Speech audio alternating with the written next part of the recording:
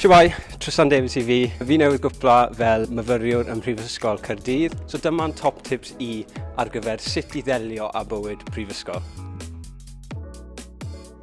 Nawr, mae'r wythnosau yn gallu bod yn brysur iawn o gymdeithasu, o fynd i darlithoedd, seminarau.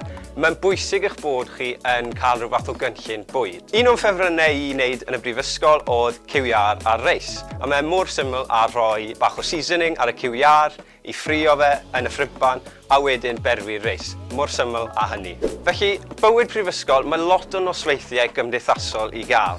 A mae'r nosweithiau hyn, wrth gwrs, fel arfer, yn defnyddio gwisgoedd ffansi. Felly, mae siŵr o fod yn syniad da eich bod chi'n rannu bocs o wisgoedd ffansi gyda'ch ffrindiau. Mae wir yn arbed siwr gymaint o arian i chi yn ystod eich amser yn y brifysgol.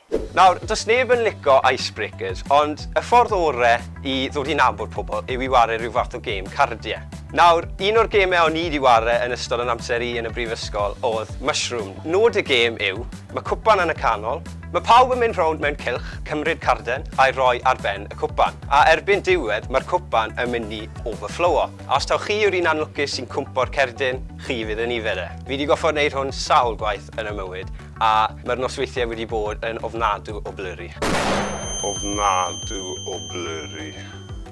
Rhywbeth arall sy'n helpu chi i ddod i nabod pobl yn ystod eich amser yw i ymuno â cymdeithasau. Nawr, fe nes i ymuno â chlwb cymdeithasol Pêl-drod yn yn amser yng Nghaerdydd, ond mae pob math o glybiau cymdeithasol i gael. Clybiau crefyddol, pêl-rwyd, pêl-drod, gemau bwrdd. Mae yna glwb yna i chi. Ond cofiwch, nid jyst joio yw bywyd prifysgol. Mae rhaid mynd i'r darlithoedd a'r seminarau, a os ych chi'n colli nhw, mae'n dyletswydd yno chi i ddala lan. Credwch i fi, mae e ddim rili werth yr amser i drio dala lan. Cerwch i'ch darlithoedd a'ch seminarau. Ond, i wneud yn siŵr eich bod wedi paratoi ar gyfer y darlithoedd a'r seminarau, mae'n bwysig eich bod chi'n mynd ar nwyddau cywir gyda chi. Laptop, powerbank, nodiadau a beiro, unrhyw beth i chi'n teimlo sy'n gyffyrddus a sy'n gweithio i chi. Ond cofiwch, so chi moyn bod y person hynny sy'n gofyn am feiro ar eich darlith cyntaf.